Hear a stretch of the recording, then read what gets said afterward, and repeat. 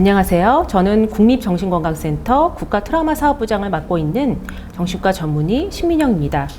저는 코로나19 통합심리지원단 단장을 맡고 있는데요. 오늘 제가 이제 말씀을 드릴 내용은 코로나19가 정신건강에 미치는 영향, 그리고 코로나19가 미치는 영향으로부터 우리가 어떻게 하면 더 건강하게 이 감염병 유행기를 지나갈 수 있을까라는 내용입니다.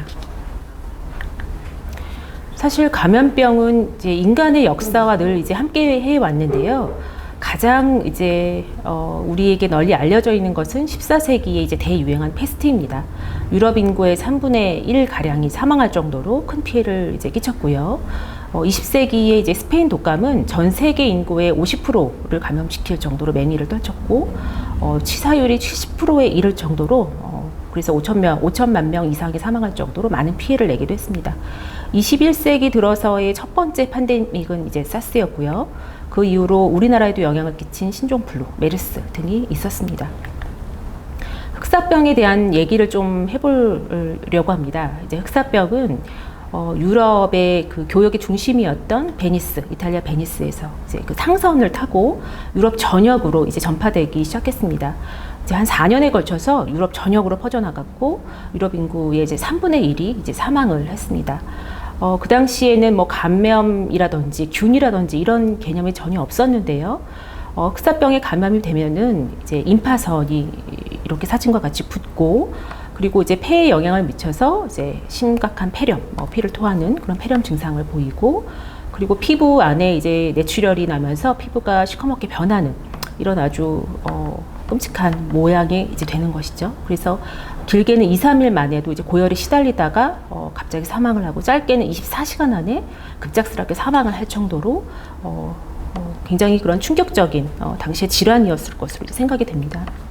지금은 우리가 이제 예시니아 페스티스라는 균이 이제 쥐 몸속에 있다가 이것이 벼룩을 매개로 사람에게 감염이 되고 앞서 말씀드린 그런 증상을 일으킨다, 우리가 이렇게 이해하고 있지만은, 이 당시에는 전혀 이제 그 감염균이라는 개념이 없었기 때문에 갑작스럽게 이렇게 사람이 모습이 아주 끔찍하게 변하고 사망하는 이런 현상에 대해서 도저히 이제 이해할 수가 없었을 겁니다. 그래서 이것은 이제 신이 내린 벌이다, 이제 이런 생각이 팽배했고, 그렇지 않으면은 이제 소수자, 뭐 나병 환자나 집시, 유대인들에 대해서 그 탓이 돌려졌습니다. 그래서 가장 뭐 대표적인 것이 유대인들이 우물에 독을 탔다라고 하면서 유대인들을 박해하고 이제 말살하는 이런 현상이 나타나기도 했고요. 감염으로부터 자신을 보호하기 위해서 이제 뭐 채찍질을 하고 고행을 하기도 하고, 이제 기행을 이제 하기도 했죠. 피를 뽑거나 오줌 목욕을 하거나 이런 식으로 이제 필사적으로 감염으로부터 자신을 지키기 위한 이런 행동들, 뭐 상당 부분은 루머에서 기인했지만 이런 행동들을 하기도 했습니다. 그러나 이제 경험적으로 뭐 이런 균이라든지 전염이라든지 이런 개념은 없었지만, 경험적으로 봤을 때 감염병에 걸린 사람을 가까이 해서는 안 된다라는 그런 인식이 이제 생겨나서 이 배에, 베니스에 이제 그 도착한 배 안에서 감염자가 40일간 발생하지 않으면 그러면은 이제 사람을 내리게 하고 짐을 내리게 하는 그런 정책을 펴기 시작했습니다. 지금 우리가 격리를 뜻하는 그 쿼런틴이라는 용어는 바로 이탈리아의 40일이라는 단어에서 기인을 했는데요. 그러나 정작 이 병을 전파시키는 쥐에 대한 어떤 대책은 없었던 거죠. 감염자에 대한 어떤 격리는 있었지만 그 배를 타고 내리는 그런 쥐까지는 막을 수 없었기 때문에 결국 이 감염병, 흑사병의 그런 전염 속도를 우리가 늦추지는 못했습니다. 이런 식으로 이제 시작된 그 경험에서 비롯된 격리 제도는 빠르게 이제 제도화가 됐습니다. 이제 1400년대에 이탈리아에서는 섬을 이용해서 흑사병 환자를 격리했고, 그 이후로 캐나다에서도 발진 티푸스 전염을 막기 위해서 이제 섬의 격리 제도를 하기도 했습니다. 그 이후로는 격리를 위한 병원이 설립되기도 했고요. 우리나라도 역시 15세기 조선시대에 활인서라는 기관을 설립을 해서 전염병 환자를 격리하기 시작했습니다. 1910년대는 이때가 이제 그 일제강점기인데요. 한참 콜레라가 이제 도는 시기이기도 했습니다. 서울에서 순화원이라는 이제 격리 병원을 이제 세워서 그쪽에서 환자를 격리하기도 했습니다. 1916년도에는 한센병 환자를 격리하기 위해서 소록도에 자해의원이 만들어지기도 했습니다. 그런데 이러한 격리 지침에 그 당시 사람들이 이제 순순히 응했을지를 한번 좀 생각해 봤으면 좋겠습니다. 아마 짐작하시다시피 굉장히 저항이 있었습니다. 사실 1920년대의 그 조선시대 일제강점기에 콜레라가 대유행을 했을 때 이것은 그 당시에 경무휘보라는 신문에 실린 그런 기사입니다. 콜레라 증상을 보이던 부인이 이제 사망한 남자를 수나원에 이제 격리시키려고 했을 때 그 사람이 인근 주민과 함께 격렬히 이제 그 격리를 시키려는 어떤 경관들과 대치했다라는 내용인데요. 아마도 뭐 그 당시에 의료 기술이 지금 같지 않았을 테니까요. 무조건 이제 감염이 의심되는 사람들을 격리를 했을 테고, 그런 격리된 기관에서 이제 충분한 치료를 받지 못한 채로 이제 사망하는, 감염이 이제 발현이 돼서 사망하는 경우들이 이제 속출을 했을 겁니다. 그랬을 때 이제 사람들이 받아들이기에는 이제 약한 사람들, 그 당시엔 뭐 일제 강점기니까 조선 사람들을 무조건 잡아가서 죽든 말든 내버려둬서 멀쩡한 사람을 이런 이제 병에 걸리게 해서 죽게 만든다라는 그런 인식들이 팽배했기 때문에 이렇게 격리의 어떤 지침에 순응할 수가 없었던 것입니다. 그래서 이 당시에 그 신문에 이런 글이 실렸습니다. 우리는 질병과의 전쟁 외에 미신과의 전쟁을 치러야만 했다. 실제로 이런 행동들이 좀 많았다고 합니다. 콜레라가 이제 귀신이나 악마의 저주다. 아까 뭐 패스트가 신에 의한 벌이다. 라는 것과 같은 맥락이겠죠. 이런 생각으로 환자가 발생한 집에 뭐 화장실에 불을 지르기도 하고, 또 콜레라가 몸속에 쥐가 들어가서 생기는 병이라고 이제 하면서 그런 루머가 돌면서 환자를 뭐 바늘로 찌른다든지, 뭐 고양이 모양의 떡을 먹인다든지 이런 뭐 행동을 하는 사람들도 있었고, 또 아까 말씀드린 대로 격리 어떤 지침에 이제 저항을 하면서 무조건 조선 사람들은 그냥 잡아다가 넣는다, 거기 가면 죽는다, 이제 이런 루머들이 이제 돌기도 했습니다. 그런데 이러한 뭐 루머라든지 뭐 차별에 대한 그런 생각이라든지 이런 게 과연 뭐 그 당시에 뭐 옛날 얘기만 할까 이제 생각해 보면 사실은 그런 건 아닙니다. 이제 근대에서 우리가 나병이라고 알고 있었던 그 한센병의 경우에도 이것은 유전병이 아님에도 불구하고 한센인 부부 같은 경우에는 무조건 이제 낙태를 시킨다든지 뭐 피임 수술을 뭐 강행을 한다든지 그런 일이 근대까지도 있었고요. 에이즈에 대한 그런 편견도 있었죠. 이거는 신의 처벌이다 이런 말도 있었고, 우리 뭐 불과 몇 년 전만 해도 메르스균이 사실은 탄저균이다 이런 얘기. 사실은 지금 코로나19 같은 경우에도 이것이 뭐 연구소에서 나온 뭐 균이다 뭐 이런 말도 굉장히 떠돌지 않았습니까? 사실 균의 정체라든지 이 감염을 막을 수 있는 방법에 대한 루머도 굉장히 많습니다. 뭐 코 속에 바셀린을 바르면 감염을 막을 수 있다. 뭐 그리고 이 정보는 뭐 어떤 지인이 알려준 아주 공신력 있는 방법이다. 뭐 이런 말까지 붙어가면서 사실은 많은 루머가 돌고, 우리가 평상시 같으면 따르지 않을 방법도 이게 사람들이 굉장히 불안하고 그냥 불확실한 정보라도 거기에 매달리고 싶은 그런 속성이 있기 때문에 이런 뭐 행동들도 하게 되고 이제 그렇게 되는 것이죠.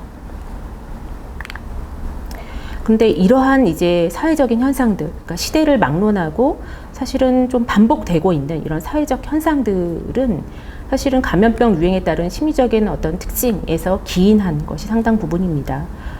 가장 대표적인 심리적인 반응은 역시 공포입니다. 우리가 균이라는 개념이 뭐 없을 때나 사실은 이게 감염병의 원인이 어떤 균이나 바이러스라는 것을 알았을 때에도 사실 공포감을 지울 수가 없습니다. 이게 눈에 보이지 않는 위협이기 때문에 내 주변에 과연 이런 위협이 지금 있는 것인지 없는 것인지도 알 수 없고, 내가 이런 감염에 걸렸을 때 어떻게 될 것인지, 과연 나의 건강에 어떤 치명적인 위해가 있지는 않을지, 이런 것에 대한 불확실성이 상당 부분 존재하기 때문에 상당히 공포스러울 수밖에 없죠. 그래서 각종 루머, 이 감염균의 어떤 정체라든지 이런 유행의 뭐 이유라든지 감염을 막을 수 있는 방법이라든지 이런 부분에 대한 불확실성에 기반을 두고 각종 루머가 이제 퍼지게 됩니다. 그리고 이제 이런 감염병 유행기에는 격리나 이런 특별한 조치들이 취해지기 마련입니다. 그러다 보면은 자기의 신상 또 가족들에 대한 이야기 이런 것들이 알려지게 되는데요. 이로 인한 낙인 또 역시 굉장히 어떤 스트레스를 주는 그런 요인이 됩니다. 그리고 똑같은 상황이어도 어떤 소수자라든지 취약계층에게 벌어졌을 때는 유독 더 어떤 혐오라든지 차별에 대한 반응이 이제 오게 됩니다. 그러니까 내가 감염이나 뭐 실제로 감염에 확진이 됐다든지 감염에 노출이 되었다든지 하는 1차적인 트라우마 외에 이러한 부가적으로 일어나는 이제 2차적인 트라우마를 감당해야 되는 이중고에 시달릴 수밖에 없는 것이죠. 또 이제 감염병의 특성상 자가격리나 뭐 시설격리와 같은 이런 격리 아니면은 지금 저희가 이제 계속하고 있는 어떤 사회적 거리두기와 같은 이런 방역 지침으로 인한 고립감이 이제 생기게 됩니다. 특히 이런 고립감은 취약계층의 경우에 더욱더 문제가 되곤 하는데요. 왜냐하면 뭐 정보에 대한 접근성도 떨어질 수밖에 없고 우리가 뭐 이런 IT 기기, 뭐 온라인을 통한 어떤 연결감 이런 것에 대한 또 접근성도 떨어질 수밖에 없기 때문에 사실 이제 취약계층의 사회적 고립감이 더 깊어지는 그런 문제가 발생하게 됩니다. 또 이번 코로나19와 같이 이렇게 유행이 장기화되고 있는 상황에서는 우리가 뭐 어떻게 할 수 있는 게 별로 없다라는 어떤 무력감도 지금 대두가 되고 있고 또 이런 상황이 이제 장기화됨에 따라서 경제적인 타격 또 내가 평상시 스트레스를 풀 수 있는 뭐 어떤 사람들과의 만남이라던가 뭐 운동이라던가 이런 것에 제한을 받을 수밖에 없죠. 그래서 이제 이런 스트레스를 제대로 해소하지 못하는 데 따른 이런 가중들이 이제 발생할 수밖에 없는 그런 상황입니다. 그런데 이제 불행하게도 20세기 들어서 감염병의 유행은 점점 증가하고 있는 추세입니다. 최근에 통계를 보면은 이런 팬데믹, 전 세계를 이제 휩쓰는 이 팬데믹이 25년마다 일어나고 있고 이 중에 5개는 신종 감염병이라고 합니다. 그리고 그 중에 또 상당수는 인수 공통 감염병이 차지하고 있는데요. 이제 동물에게 있었던 그런 균이, 동물에게 무해했던 균이 이제 사람에게 넘어오면서 이제 문제를 일으키게 되는 경우가 될 겁니다.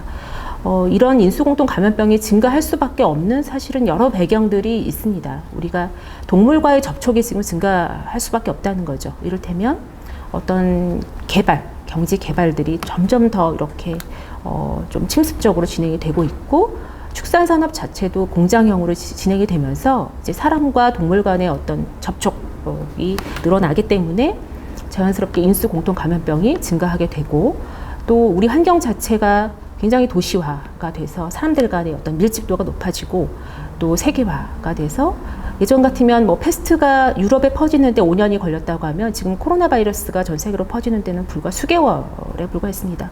그런 식으로 사람들 간의 이동성이나 연결성이 증가하면서 이제 이 모든 것이 전염병이 유행하기에 아주 좋은 조건이 되어 버렸습니다. 이런 결과들이 바로 지금의 코로나19 대유행으로 이제 이어지는 결과를 초래하게 되었는데요.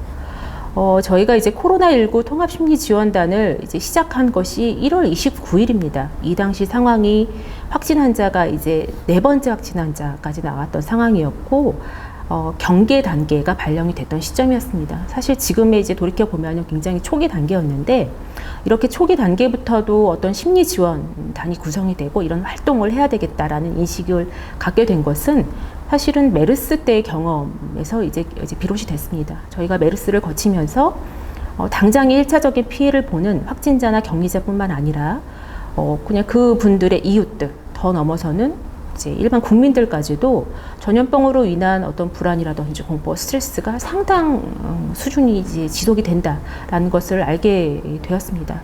사실 메르스 때는 확진자가 뭐 186명이 이제 발생했던 시점에 굉장히 좀 늦은 시점에 이제 심리지원 활동이 시작이 되었는데 이런 경험들을 통해서 감염병 초기에 이런 초기부터도 이런 활동을 해야 되겠다라는 인식이 이제 정부 부처 안에서도 이제 좀 생기게 되었습니다.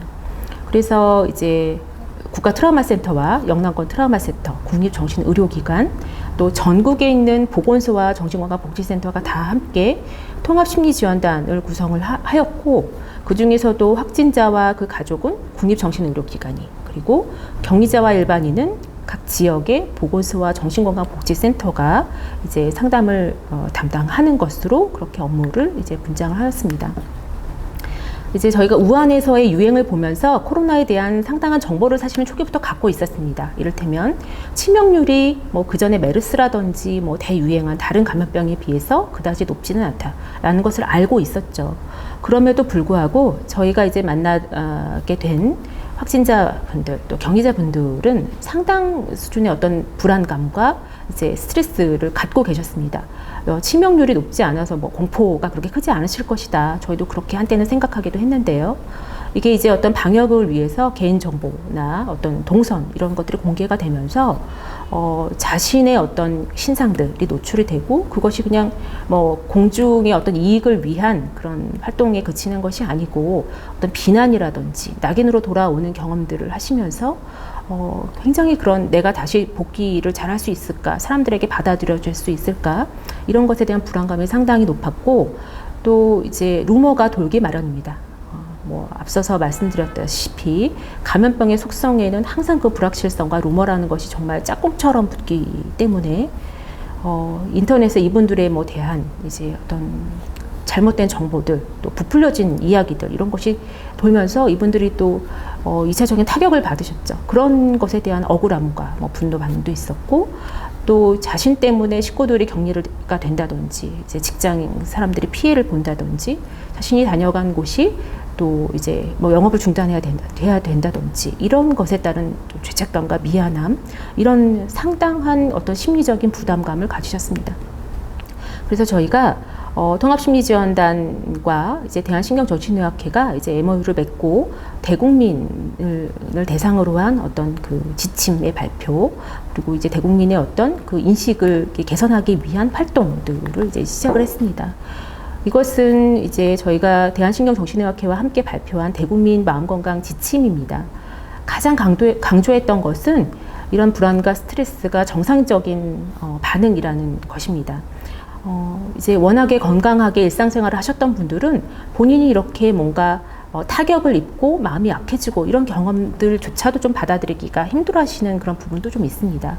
그렇기 때문에 이것이 본인이 어떤 정신력이 약하다든지 개인의 문제가 아니라 이런 특수한 상황에서 생길 수 있는 그냥 일반적인 모두가 겪는 문제라는 어떤 정상화 반응 그리고 이제 불안하다 보면 자꾸 이런 정보를 검색하게 되는데 사실 그 속에 있는 정보라는 것이 뭐 정확한 정보보다는 그렇지 않은 뭐 루머에 가까운 정보가 더 많습니다. 그런 것들이 오히려 더 불확실성을 더 가중시키고 불안함을 더 증폭시키기 때문에 신뢰할 수 있는 정보에만 한정적으로 이제 접근하도록 권하는 것 이런 것들도 내용이 포함되어 있었고 이제 혐오 반응을 우리가 조심하자는 내용도 포함이 되어 있었습니다.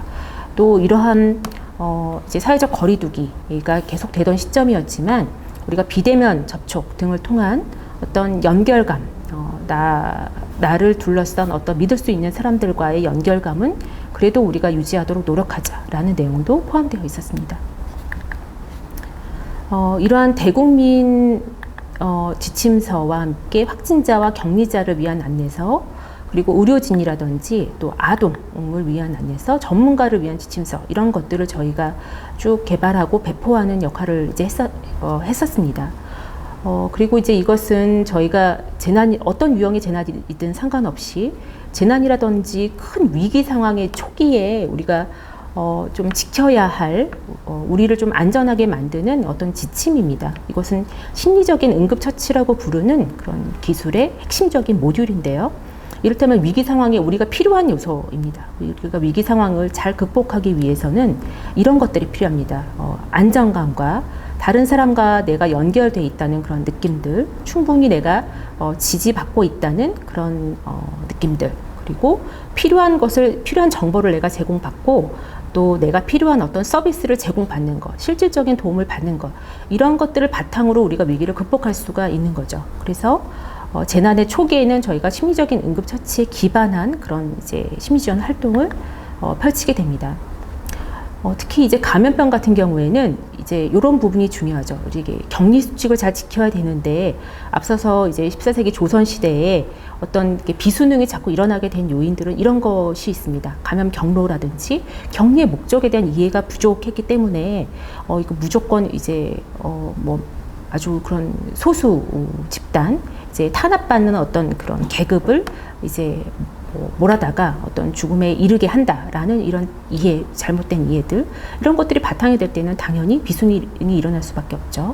그래서 이런 격리 지침에 잘 순응할 수 있도록 하기 위해서는 일단 감염군이라든지 격리 목적에 대한 정보들을 잘 제공하고 이런 격리 지침을 잘 지켜주시는 데 대한 감사와 협조를 당부하는 것, 그리고 굉장히 고립감이 이제 극대화될 수가 있기 때문에 외부와 접촉을 유지할 수 있는 방법들, 요즘 같은 경우에는 뭐 핸드폰도 있고 저희가 이제 뭐 SNS 활동들도 할 수 있기 때문에 이런 접촉을 유지할 수 있는 것, 그리고 충분한 치료적인 서비스를 제공하는 것, 이런 것들이 바로 이제 수능도를 높일 수 있는 그런 방법입니다. 그래서 이번 코로나19 같은 경우에는 이제 외국에 계시는 귀국민들도 계셨고, 또 경증 환자들이 이제 생활치료센터에서 이제 집단으로 생활하기도 했고, 이런 시설에서의 그런 심리 지원 활동이 많이 이루어졌습니다. 뭐 시설에 같이 모여 계신다고는 해도 그분들 개인으로서는 각각 이제 속한 그런 공간에서 나올 수가 없고, 같이 뭐 시설에 계시는 분들과도 교류할 수가 없는 굉장히 단절된 그런 상황이었기 때문에 그분들에 대한 뭐 전화 상담 외에도 저희가 오전 오후로 계속 방송을 통해서 심리 지원에 대한 안내, 정신건강 교육, 명상 등 이런 안정화 기법들을 하면서 저희와 연결되어 있다는 느낌, 그리고 정신건강에 대한 이제 정보를 제공하기 위한 그런 활동을 이제 펴왔습니다. 네. 그래서 지금까지 심리 지원은 이제 상담만 한 27만여 건이 이제 시행이 되었습니다. 확진자분들도 역시 중요한 어떤 상담이 이루어진 대상이었지만, 격리자나 일반인들 역시도 이제 상담을 굉장히 많은 분이 이제 받으실 정도로, 그런 상담을 이제 필요로 하실 정도로 저희가 예측했던 것과 같이, 이거는 뭐 확진자나 격리자뿐만 아니라 모든 사람들이 어떤 이런 감염병 유행 시기에는 어떤 불안과 스트레스를 갖고 있다는 그런 반증이기도 한 것 같습니다. 저희 기관은 이제 국가 트라우마 센터는 주로 확진자와 확진자 가족분들을 이제 만나게 되었는데요. 이분들의 어떤 지금 심리적인 타격의 정도를 보자면은 반절 정도가 저희가 트라우마라고 말하는 어떤 충격의 정도를, 아주 고도의 충격 상태를 갖고 계셨고, 3분의 1 정도가 어떤 심각한 고도의 우울감을 가지실 정도로 굉장히 어떤 심적으로 위축되어 있고 힘들어 하시는 그런 상황이었습니다. 그리고 이제 이런 상황이 사실은 굉장히 장기간 지속되는 분들이 많으셨어요. 저희가 그런 코로나19에서 음전이 되기까지 평균 뭐 기간 한 30일이라고 할 정도로 증상이 아주 경함에도 불구하고 완전히 음전이 되기까지는 상당 기간이 걸렸습니다. 그러다 보니까 이분들로서는 무력감과 고립감이 상당히 컸습니다. 내가 이 상황에서 벗어날 수가 없을 것 같다. 내가 이 양성 상태가 끝나지 않을 것 같다. 이런 무력감. 그리고 이제 사람들이 나를 바이러스 취급하는 것 같다. 검사 결과를 믿을 수 없다. 이런 분노와 불신, 이런 것들도 많았고, 이제 무사히 다행스럽게 이제 음전이 돼서 퇴원하신 이후에도 다시 내가 재감염이 일어나지 않을까, 재발하지 않을까, 이런 불안감에 굉장히 시달리시는 분들이 많이 계셨습니다. 그리고 이런 낙인에서 내가 극복할 수 있을지, 다시 직장이나 어떤 뭐 지인이나 우리 가족들에게 돌아갈 수 있을지, 그 사람들이 나를 반겨줄지에 대한 뭐 적응의 문제, 그리고 유가족분들의 경우에는 더할 나위 없이 어떤 슬픔들, 애도를 잘 치르지 못하는 데 대한 슬픔들을 많이 보이셨습니다. 이것은 이제 시설에 계셨던 격리자분들에 대한 그런 결과인데요.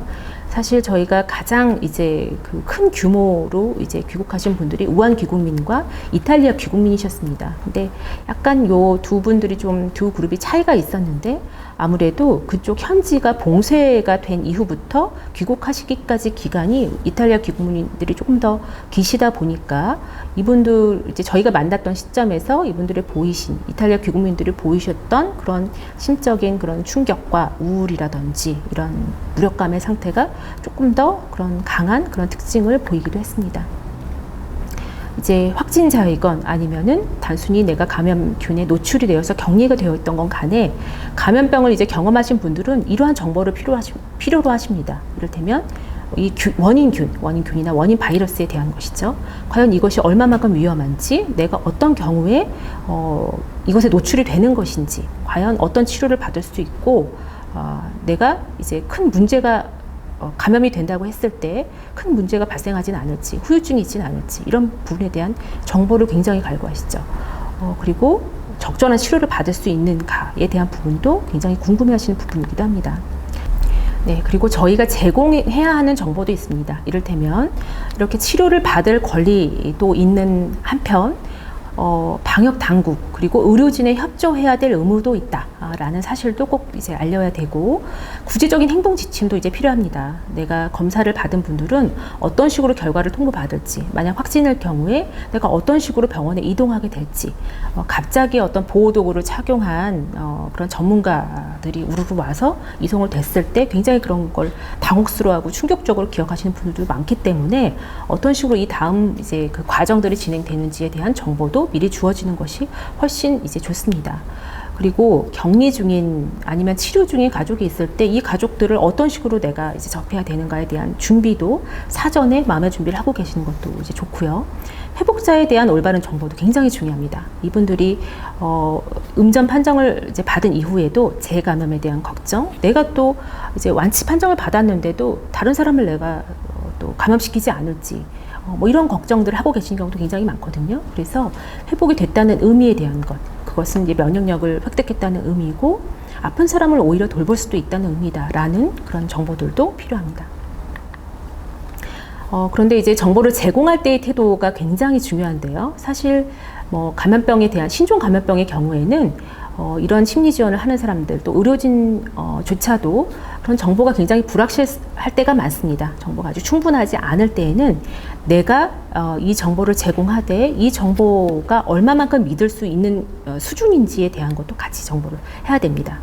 이게 어느 정도로 공신력이 있는 것인지, 그리고 알고 있는 것만 전달하는 것이 또 중요합니다. 내가 뭐 나의 추측이라든지 뭐 더 보태거나 잘못된 확신을 갖지 않도록 이렇게 하는 것도 중요하고요.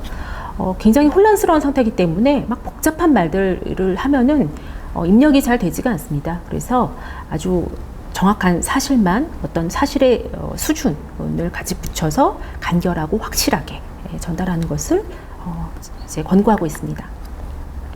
그리고 유가족분들의 경우에는 저희가 이제 또 고려해야 될 점이, 감염병으로 인한 사망은 또 다른 어떤 재난이라든지 뭐 사고 시의 어떤 사망과 달리 제대로 그런 장례 절차를 하기도 어렵고, 또 매장을 내가 원하는 형식으로 하지 못하는 경우도 상당 부분이 있습니다. 임종을 지키지 못하는 경우도 상당히 있고요.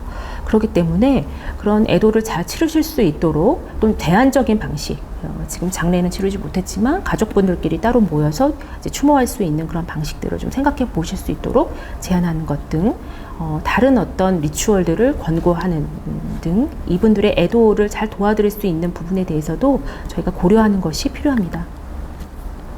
그렇다면 이러한 이제 충격과 위기 상황에 있을 때 어떤 것들이 회복에 도움이 되는가 하는 부분들을 다시 한번 좀 말씀을 드리고 싶습니다. 가장 중요한 것은 연결감입니다. 그래서 내가 평상시에 의지하고 있던 사람 또는 전혀 기대하지 않았던 이웃에게서 내가 뭔가 따뜻한 어떤 응원을 받았을 때, 따뜻한 배려를 받았을 때, 이럴 때 확 어떤 회복의 속도라는 것이 가속이 되기도 합니다. 그리고 사실 지금 어떤 위기 상황에서는 압도가 되기가 쉽습니다. 지금의 상황, 앞으로의 내가 이제 불확실한 어떤 것들, 걱정들에 의해서 한꺼번에 압도가 되어서 더욱더 어떤 무기력감에 빠지기가 쉬운데, 그럴 때 당장 내가 지금 해야 되는 것들을 이제 문제를 조금 더 이제 쪼개서 지금 시급한 것, 중요한 것, 할 수 있는 것에 좀 집중하면서 실천하는 것, 이런 것들이 잃어버렸던 잠시 내가 지금 주춤하고 있는 나의 효능감을 끌어올릴 수 있는 그런 중요한 팁이 되기도 합니다. 그리고 이제 나 자신, 지금 당장 나 자신을 돌보는 것, 특히 감염병 상황에서는 어쨌거나 감염병으로부터 잘 회복하는 것이 우선이기 때문에 어떤 복잡한 걱정들, 스트레스에 나 자신을 빠지도록 두지 않고 당장의 어떤 물리적인 회복을 위한 기본적인 요소, 식사를 잘하고 잘 휴식하고 충분히 어떤 스트레스를 위한 내가 할 수 있는 활동들을 하는 것, 이런 것들에 집중하도록 안내 드리는 것이 좋습니다. 그리고 큰 관점에서는 긍정적인 사고, 또 희망을 잃지 않는 것, 나의 회복에 대한 어떤 신념을 갖는 것, 이런 것들도 같이 끊임없이 일깨워야 되는 그런 부분입니다. 그래서 저희가 그 재난 위기 상황, 아주 그 초기 급성기에는 심리적인 응급처치라는 그래서 실질적인 서비스를 제공하고 정보를 제공하는 것을 이제 위주로 했다면, 좀 악습성기로 넘어가면은 마음건강 회복 기술 훈련이라는 조금 더 스트레스에 대처할 수 있는 그런 훈련법들을 이제 중심으로 심리지원 활동을 하게 됩니다. 지금 코로나19 같은 상황에도 벌써 이제 치료를 받은 지가 뭐 30일이 넘어가고 60일이 넘어가는 분들도 상당히 계시는데요.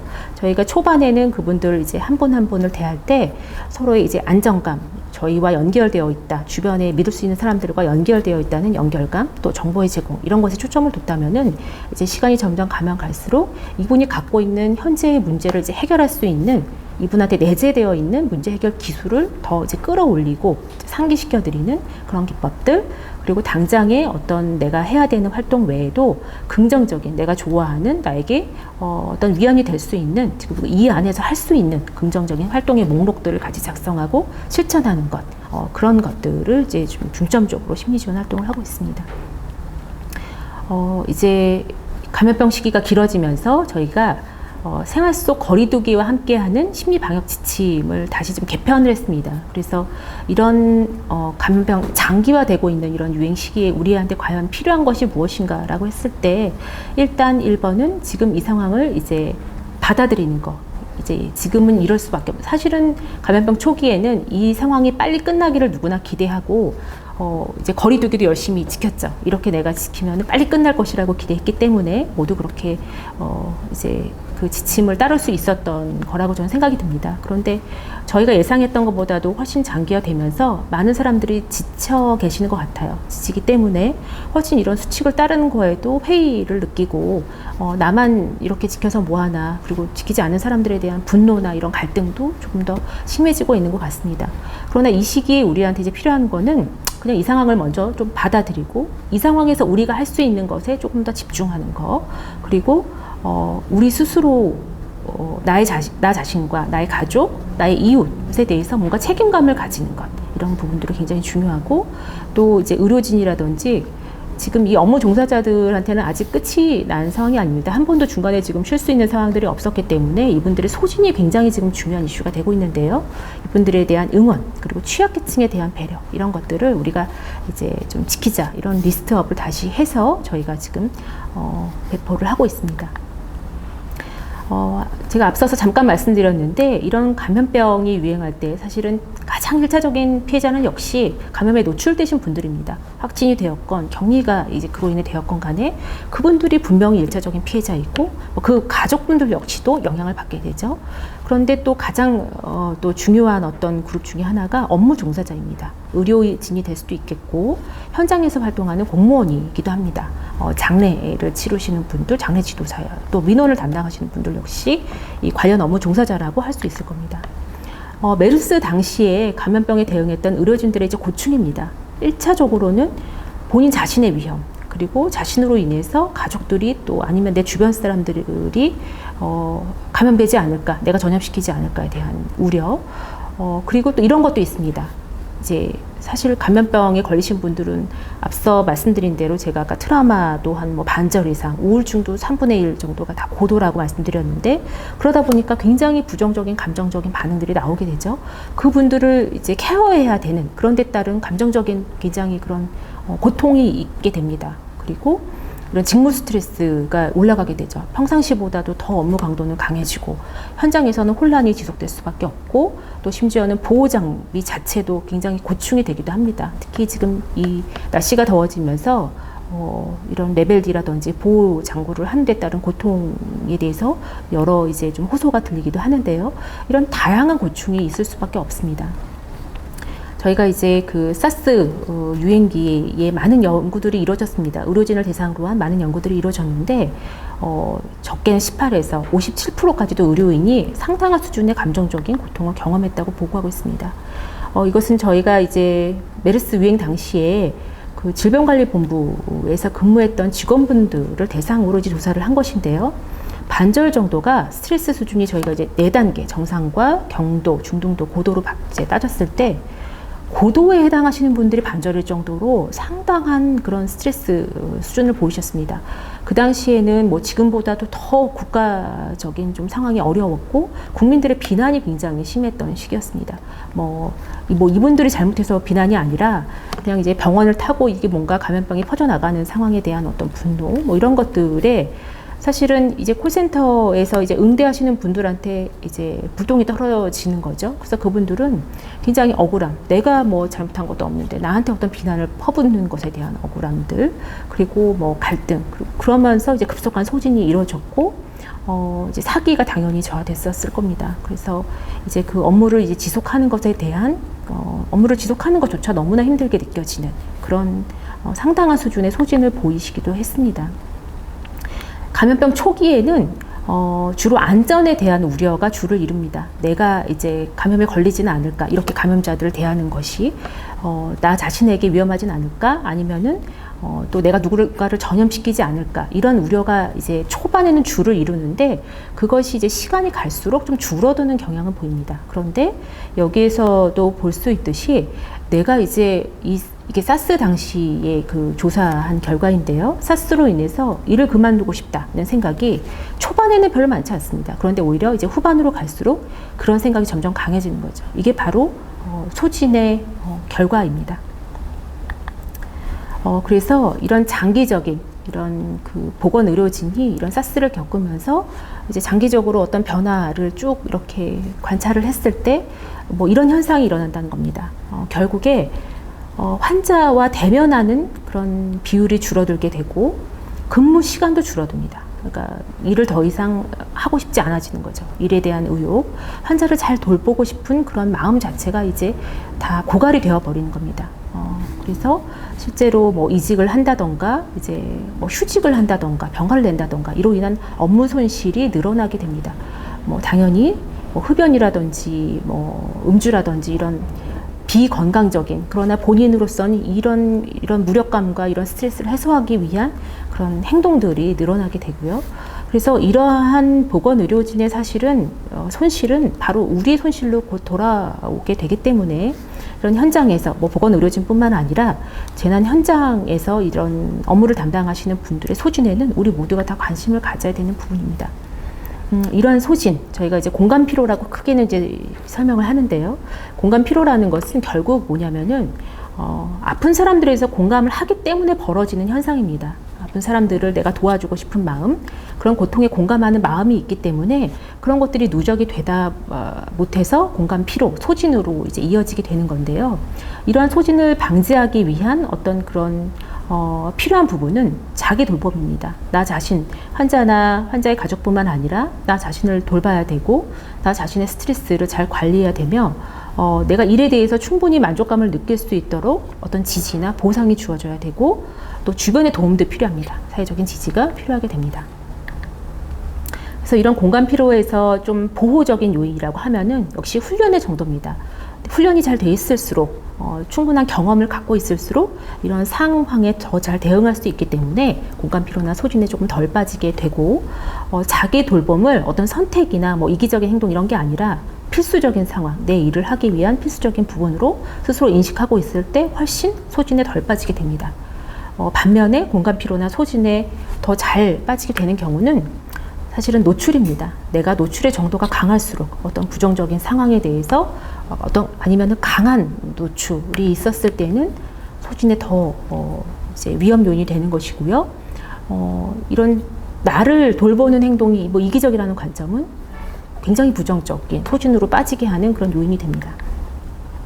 그래서 우리는 이제 특히 의료진이나 또 재난 업무와 관련되는 그런 종사자들의 경우에는 감염병 발생 상황에 대해서 사전에 이제 잘 훈련이 돼 있고 준비가 돼 있어야 되며 나의 역할과 책임에 대한 그런 경계가 분명해야 됩니다.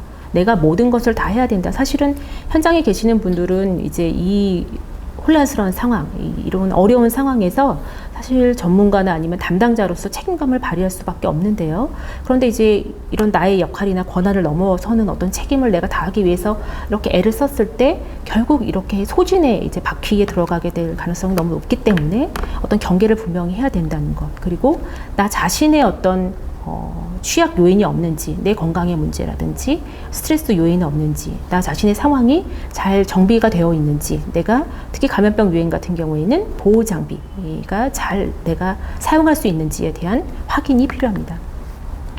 그래서 뭐 감염병 유행 상황에는 가능하면 백신이라든지 이런 조치가 있어야 되고요. 그리고 역시 정보도 필요합니다. 불확실성은 의료진들 역시도 갖게 되기 때문에 적절한 그런 시의적절한 정보들이 계속 탑재가 되고 업그레이드가 돼야 되고요. 그리고 그 감염 의료진들도 역시 지지가 필요합니다. 가족이라든지 친구와 같이 내가 힘을 얻을 수 있는 그런 대상들과의 연결감이 잘 이렇게 이어져야 되고, 그리고 그런 활동들 어쨌거나 위험을 감수하고 활동을 하는 데 대한 그런 인정과 이런 가치 부여가 잘 돼야 됩니다.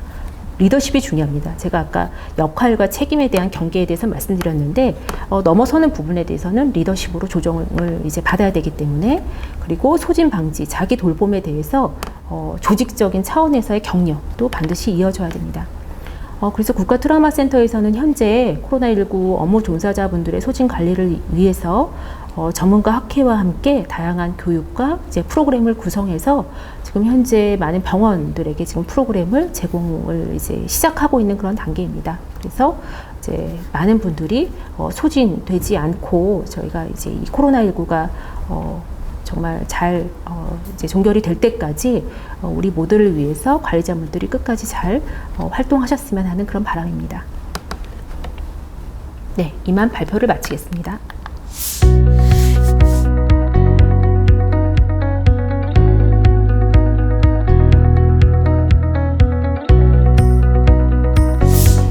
이제 코로나19의 뭐 확진자라든지 격리자분들, 코로나19를 경험하신 분들에게 뭐 주변에서 해주신 어떤 말이나 행동이 가장 고마우셨냐 제가 여쭤봤을 때 가장 이제 많이 들을 수 있었던 말은 그냥 평상시랑 똑같이 대해준 것이라고 얘기를 하셨습니다. 너무 어떤 뭐 호기심이라든지 가십으로 대하지도 않고 수군거리거나 이러지도 않고 막 비난하지도 않고 그냥 평상시랑 똑같이 대해주면서 이제 반겨주고 응원해줬을 때 그때 가장 이제 힘을 얻고 이제 좀 자신감을 회복하셨다는 얘기를 제가 들을 수 있었는데요. 우리 모두가 코로나19의 확진자가 될 수도 있고 경지자가 될 수도 있습니다. 그렇기 때문에 정말 그분들을 공감하는 태도로 대하는 것, 이제 지지해 주는 것이야말로 내가 있는 이 직장, 내가 살고 있는 이 사회가 안전해 줄 수 있는 가장 큰 중요한 열쇠라고 생각합니다. 네, 이것으로 이제 발표를 마치겠습니다. 감사합니다.